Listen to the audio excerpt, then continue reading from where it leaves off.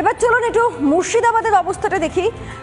নদীতে বাঁশের সাঁকো ভেঙে পড়েছে, কাজেই ব্রাহ্মণী নদীর উপর দিয়েই চলছে লাগাতার যাতায়াত। নাকাল হতে হচ্ছে গ্রামবাসীদেরকে। দেখুন অবস্থা। পাকা ব্রিজ না থাকায় ব্যাপক সমস্যার মধ্যে পড়েছে সাধারণ মানুষরা। আমি এই মুহূর্তে দাঁড়িয়ে আছি মুর্শিদাবাদ জেলার নবগ্রাম এবং খড়গ্রাম ব্লকের মধ্যবর্তী ব্রাহ্মণী নদীর তীরে। এখানে দেখতে পাচ্ছি সাধারণ মানুষরা অতি কষ্টে কিন্তু যাতায়াত করছেন। স্থানীয়দের অভিযোগ, ভোটের সময় পাকা সেতু নির্মাণের প্রতিশ্রুতি দেওয়া হলেও সেই প্রতিশ্রুতি রক্ষা করেননি জনপ্রতিনিধিরা। ভোটের সময় অনেক ভুরি ভুরি প্রতিশ্রুতি দেয়, কিন্তু এই ঝিল্লি অঞ্চলবাসীর জন্য কোনো রকম সুরাহা করেনি। আমাদের একটাই দাবি হচ্ছে, আমাদেরকে ব্রিজ দিতে হবে।